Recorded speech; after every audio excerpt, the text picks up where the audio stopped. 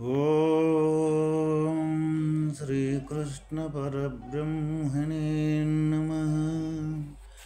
ఓం శుక్లాం వరదరం విష్ణుం శశివర్ణం చతుర్భుజం ప్రసన్నవదనం ధ్యాయేత్ సర్వవిఘ్నోపశాంతయే.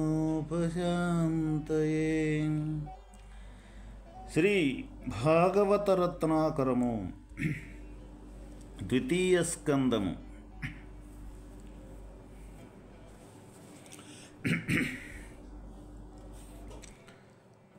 శశ్వత్ ప్రశాంతమభయం ప్రతిబోధమాత్రం శుద్ధం సమం సదసతః పరమాత్మతత్వం శబ్దో న యత్ర పురుకారకవాన్ క్రియార్థో మాయా పరైత్యభిముఖే చ విలంగమానా. పరమాత్మ యొక్క వాస్తవిక స్వరూపము ఏకమై, శాంతమై, అభయమై, కేవలము జ్ఞానస్వరూపమై ఉన్నది. దాని యందు మాయ యొక్క మాలిన్యము గాని, మాయారచితములకు విషమత్వములు గాని లేనే లేవు. అది సదసత్తులకు పరమైనది. వాక్కు అచ్చటికి వెళ్ళజాలదు. పెక్కు సాధనలచే సంపన్నములకు కర్మల యొక్క ఫలమును అచ్చటికి చేరజాలదు. వెయ్యేల స్వయముగా మాయయు ఆ పరమాత్మ యొద్దకు పోజాలదు. లజ్జను పొంది అటు నుండి పరిగిడి పోవును. పరమాత్మ యొక్క వాస్తవిక స్వరూపము ఏకమై, శాంతమై, అభయమై, కేవలము జ్ఞానస్వరూపమై ఉన్నది. దాని యందు మాయ యొక్క మాలిన్యము గాని, మాయారచితములకు విషమత్వములు గాని లేవు. అది సదసత్తులకు పరమైనది. వాక్కు కూడా అచ్చటికి వెళ్ళజాలదు. పెక్కు సాధనలచే సంపన్నములకు కర్మల యొక్క ఫలమును కూడా అచ్చటికి చేరజాలదు. వెయ్యేల స్వయముగా మాయయు ఆ పరమాత్మ యొద్దకు పోజాలదు. లజ్జను పొంది అటు నుండి పరిగిడిపోవును. ఇక్కడ మరి పరమాత్మ యొక్క స్వరూపము సర్వవ్యాపకమై,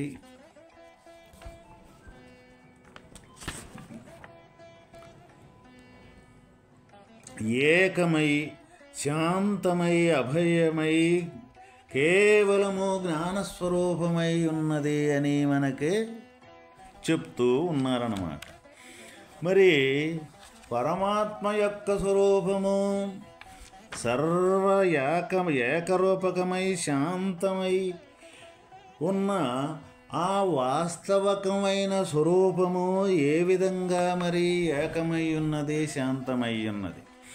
ఈ విధంగా మన ఈ ఏకరూపకమైన, శాంతరూపకమైన పరమాత్మని మనం దరిచేరాలి అనంటే మనం శాస్త్రములలో చెప్పిన విధంగా మన పెద్దలు ఎవరైతే ఉండారో, గురువులు, వాళ్ళు చూపించిన మార్గం ఏదైతే ఉందో ఆ మార్గం ద్వారా, లేకపోతే శాస్త్రాలు వాళ్ళ యొక్క అనుభవాలే ఇక్కడ సశాస్త్రాలు కాబట్టి వాళ్ళ యొక్క చూపించిన ఏ శాస్త్రముల ద్వారా అయితే ఉందో వాటి ద్వారా మనం ముందుకు వెళ్ళవలసిన విషయం ఎంతైనా ఉన్నదన్నమాట. మరి ఏకమైన స్వరూపం, అంతటా ఒకే స్వరూపమై ఉన్న స్వరూపము పరమాత్మ అంటే మనకంటూ కనపడటం లేదు కదా. సూదిమోన అంటూ లేకుండా, సూదిమన గుచ్చే సందంటూ లేకుండా సర్వం మొత్తం కూడా పరమాత్మమయమే అని చెప్తూ ఉన్నారు. అప్పుడు మనం ఎక్కడున్నాము? సూదిమనంటే ఎంత? ఒక నలుసంత. మరి నలుసంత అవకాశం అంటూ లేకుండా, ఖాళీ అంటూ లేకుండా సమస్తం మొత్తం పరమాత్మ అయినప్పుడు మన ఈ శరీరం మట్టుకై ఎక్కడ ఉన్నది? ఈ శరీరాలు కూడా అందులోనే ఉండయి. కానీ మనం అందులోనే ఉన్నాము, అదై ఉన్నాము అన్న విషయమే మనకు తెలియదు ఇక్కడ. మరి ఏమై ఉన్నామని మనకు తెలుసు అంటే, నేను ఒక శరీరాన్ని, నాకు ఒక పేరు ఉంది, నా పేరుకు తగ్గ నాకు ఒక క్రియ ఉంది, లేకపోతే ఈ లోక వ్యవహారంలో నేనంత గొప్పవాడిని, ఇంత తక్కువ వాడిని, ఈ విధంగా ఇటువంటి ఈ లోకానికి సంబంధించిన అనేకత్వంతో కూడుకున్న భావనలు, ఆలోచనలు ఇదే మనకు తెలుసు. కానీ సర్వవ్యాపకమైన పరమాత్మ యొక్క స్వరూపం ఒకటి తప్ప రెండవది లేదు అన్న విషయం అనేది మనకు తెలియదు. ఆ ఒకటిలో నేను కూడా అదే అయ్యున్నాను, నేను కూడా దాంట్లోనే ఉన్నాను అన్న విషయం అంటూ మనకు తెలియదు. అది తెలియకనే ఇక్కడ మనకు అనేక జన్మ పరంపరలు అనేది మనకు కొనసాగుతూ ఉంది. అందువల్ల మనం పరమాత్మ యొక్క స్థితిగా మొత్తం ఒకటేగా ఉన్నద యొక్క విషయాన్ని తెలుసుకునేదానికే ఇక అనేక రకాలుగా ఈ గ్రంథాలైతేనేమి, సత్యాస్త్రాలైతేనేమి, ఈ భగవద్గీత, భాగవత, భారతాలు, ఈ అనేక రకాలుగా ఈ వేదాలైతేనేమి, ఉపనిషత్తులైతేనేమి, అనేక రకాలుగా పెద్దల వాళ్ళ అనుభవాల్ని ఈ గ్రంథరూపకములో మనకు అందించడం జరిగింది మన పూర్వీకులు, మన పెద్దలు. అందించినప్పటికీ కూడా ఎంతమంది ఎక్కడికి చేరుతున్నారు అంటే, ఎవరైతే వాళ్ళు ఏ పద్ధతిని అనుసరించితే అటువంటి ఏకమైన స్వరూపాన్ని పొందగలిగారు, చూడగలిగారు, అనుభవించగలిగారు, ఆ రూపకంగా మారగలిగారు అంటే మనం ఏళ్ల మీద లెక్క పెట్టుకోవలసి వస్తూ ఉన్నదన్నమాట. మరి ఎందుకు అంటే, మనకి ఈ ప్రపంచంలోనే ఏదైనా ఒక పనిని సాధించాలి అంటే దానికి సంబంధించిన ఏ మార్గమైతే ఉన్నదో ఆ మార్గాన్ని తప్పనిసరిగా అవలంబించితే తప్ప పని మనం సాధించలేము. అట్లాగే ఈ భగవంతుణ్ణి చేరాలి, భగవంతుణ్ణి పొందాలి, భగవంతుని యొక్క స్వరూపంగా మారాలి అన్నప్పుడు ఆ మారేదానికి, పొందేదానికి సంబంధించిన మార్గం ఏదైతే ఉన్నదో ఆ మార్గాన్ని మనం చెయ్యలేక, ఆ మార్గాన్ని అవలంబించలేక, ఆ మార్గాన మనం ప్రయాణం చేయలేక మనం వాస్తవమైన సర్వవ్యాపకమైన పరమాత్మతత్వాన్ని మనం పొందలేకపోతూ ఉన్నాం. లేకపోతే ఆనాడు మళ్ళీ ఏం చేస్తూ ఉంటాము అంటే, ఇక్కడ మళ్ళీ అది మనకు ఎక్కడ వీలవుద్దులే భగవంతుణ్ణి తెలుసుకోవటం, భగవంతుణ్ణి పొందటం అది సామాన్యమైన పని కాదు.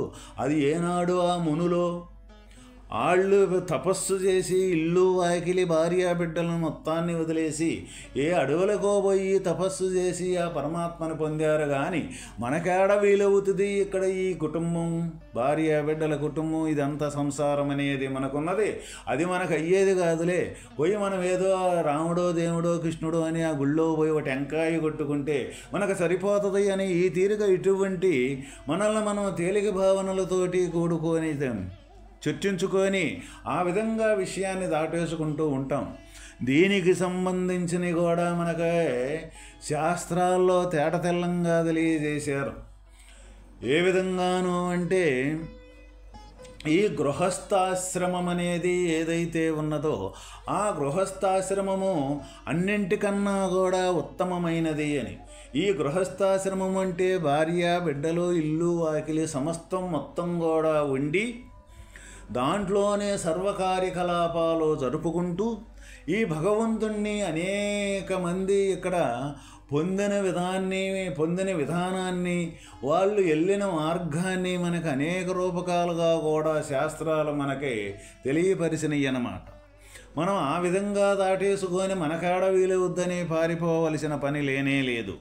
మరి ఈ భగవంతుడు సర్వవ్యాపకత్వంగా ఏ విధంగా ఉన్నాడో మనం కొంచెం విచారణ చేస్తాం. ఏదైనా సరే మొట్టమొదట మన మీద మనం విషయాన్ని మనం మీద ఈ శరీరం మీద కానీ మన మీద కానీ మనం తీసుకోకపోతే మనకి ఈ భగవంతుని యొక్క తత్వం అనేది తేలేది కాదు. ఎందుకు అంటే ఏది చూసినా సరే మనకంటే భిన్నంగా నిద్రలేసిన మొదలు మన ప్రయాణం అనేది జరుగుతూ ఉంటుంది. ఏ విధంగాను అంటే చూసే వస్తువు ఒకటి, ఈ చూడబడే యొక్క జ్ఞానం ఒకటి, ఈ చూసేదానికి ఈ చూడబడేదానికి మధ్యన ఉండే ఈ క్రియ, అంటే ఈ మూడిటితోటి మన జీవన గమనం అనేది జరుగుతూ ఉంటుందన్నమాట. ఈ మూడిటితోటి జరుగుతూ ఉంటుంది కాబట్టి దీంట్లో నుంచి మనం బయటికి రాలేము.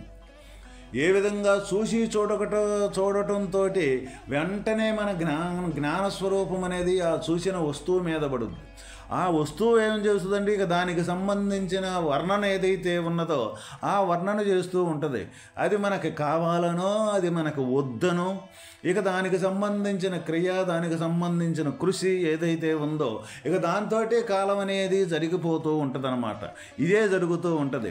ఇక్కడ వాస్తవికంగా చూడబడే వస్తువు ఏదైతే ఉందో అది ఈ చూసే వస్తువు అనేది మన దగ్గరే ఉన్నదన్నమాట. మనమే చూస్తున్నాం. దేంతో మనం కంటితోటి అనుకుంటున్నాం.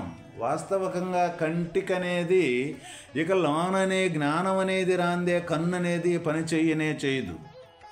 అందువల్ల జ్ఞానస్వరూపంగా ఉంటేనే ఆ జ్ఞానమే ఈ కంటి ద్వారా వస్తువును చూస్తూ ఉంటుంది. కన్ను అనేది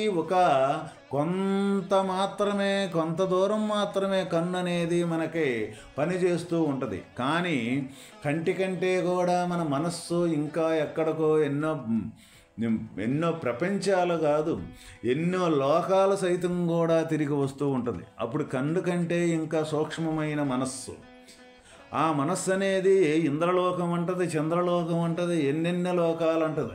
మనకే పెద్దలు చెప్తుంటారు, అతల వితల సుతల తనాతల తలాతల బలాతల భూలోక భువర్లోక సువర్లోక తపోలోక సత్యలోక అని ఈ విధంగా మనకు 14 లోకాలు మనకు చెబుతుంటారు. ఈ 14 లోకాలు కూడా అయ్యేగాక ముల్లోకాలు కూడా మొత్తం సెకండులో మన మనస్సు అనేది తిరిగొచ్చుద్దన్నమాట. ఆ మనస్సు కంటే కూడా ఇంకా మిగిలి ఉన్న యొక్క స్వరూపము జ్ఞానము. అటువంటి జ్ఞానం యొక్క ఆధారంతో ఈ మనస్సు అనేది కదులుతూ ఉన్నది. ఆ జ్ఞానం యొక్క ఆధారంతో కదిలే మనస్సే ఇన్ని దేశాలు తిరిగి వస్తూ ఇంత పవర్ఫుల్గా ఉండేటప్పుడు ఈ మనస్సును కూడా మనం ఏమంటూ ఉంటాము అంటే నా మనస్సు అంటుంటాం అన్నమాట. అయితే నా మనస్సు అంటే ఏ విధంగా ఇప్పుడు మనం చూడబడే వస్తువుని మనకంటే భిన్నంగా చూడగలుగుతూ ఉన్నామో ఈ మనస్సును కూడా మనకంటే భిన్నంగా చూడగలుగుతూ ఉన్నామన్నమాట. అప్పుడు మన యొక్క స్వరూపం ఏంటిది? ఈ మనస్సే మనకు కంటికి కనపడదు.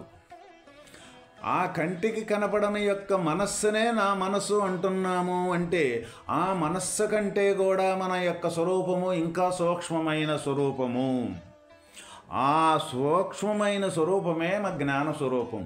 ఆ జ్ఞానమే మనం కానీ ఈ మనస్సు అనేది కానీ ఈ ఇంద్రియాదులు అనేది కానీ ఈ ఇంద్రియాదులతోని కనపడ్డ ఏ బయట ప్రపంచం అనేకత్వంతో కూడుకున్న అనేకత్వం కానీ ఇవన్నీ కూడా మన జ్ఞానంలో నుంచి ఇవన్నీ కల్పింపబడ్డాయి. అందువల్ల ఇవన్నీ కల్పింపబడ్డాయి అంటే ఈ కల్పింపబడింది మారిపోతూ ఉంటుందన్నమాట. కల్పింపబడ్డాయి ఒకదాన్ని చూసినప్పుడు దాని గురించి వివరణ ఉంటుంది, రెండో దాన్ని చూసినప్పుడు ఇది పోతుంది, మళ్ళీ దాని గురించి వివరణ ఉంటుంది. ఇట్లా మనం ఉదయం లేచినది మొదలు సాయంత్రం పడుకునే మట్టికి అనేక రకాలుగా కల్పించుకుంటాం, అనేక రకాలుగా మారిపోతూ ఉంటాం. కానీ ఇక్కడ కల్పింపబడ్డ ఏ జ్ఞానస్వరూపం అయితే ఉన్నదో జ్ఞానస్వరూపంతో కల్పింపబడ్డవి మారిపోతూ ఉంటాయి. కానీ జ్ఞానం మట్టికి ఎప్పుడూ మారదు. ఇప్పుడు ఏది మనం మారకుండా ఉండే జ్ఞానమే మనం కానీ ఈ మార్పులు చెందే యొక్క అనేకత్వంతో కూడుకున్న యొక్క ఈ మనస్సు అంటాం నాని ఈ మనస్సుతో కూడుకున్న గుర్తెరిగే ఇవి కూడా నిలబడవు. అది ఒకదానికంటే ఒకటి మారిపోతూ ఉంటుంటాయి అన్నమాట. ఇప్పుడు మనం ఏది నిజం అనుకుంటున్నాం? మనం జీవన గమనంలో ఈ మారిపోయే వస్తువులు నిజం అనుకుంటున్నాం. అది ఎన్నటికీ కానే కాదు.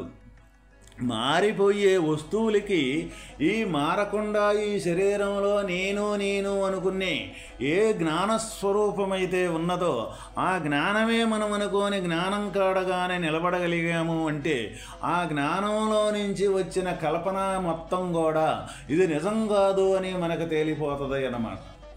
ఎప్పుడైతే ఇది నిజం కాదు అని మనకు తేలిపోతుందో మనలో నుంచి కల్పింపబడింది ఇదంతా కూడా వాస్తవానికి మనలో నుంచి కల్పింపబడ్డాయి మళ్ళీ మనలోనే విలీనమైపోతుంది.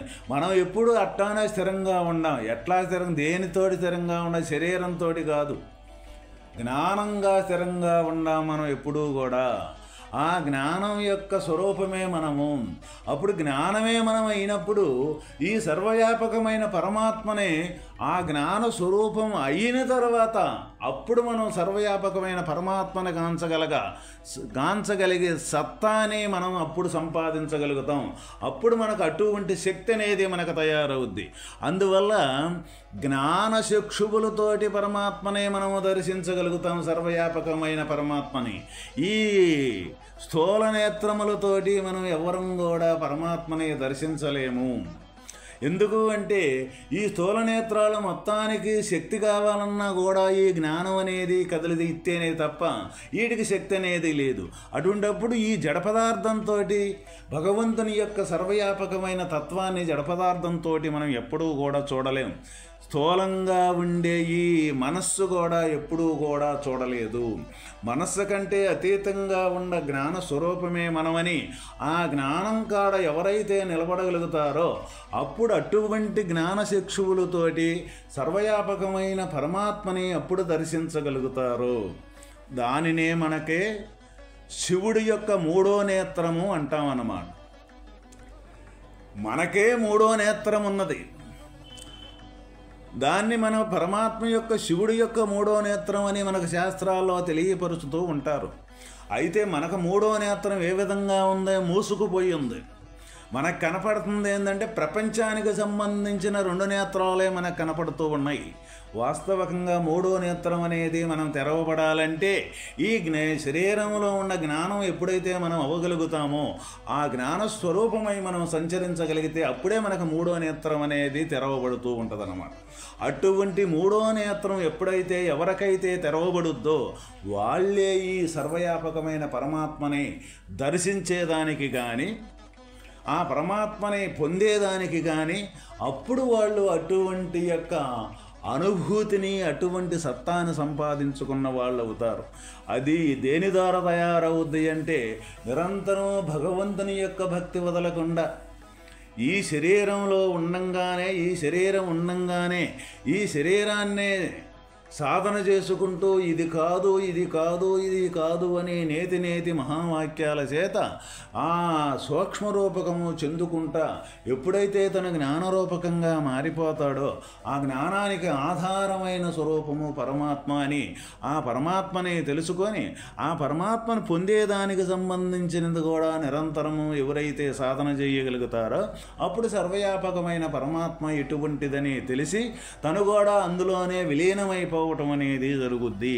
ఇది సర్వవ్యాపకమైన పరమాత్మని తెలుసుకునే మార్గం.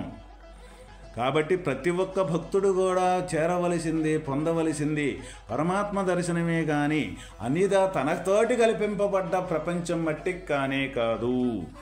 ఓం తత్సత్.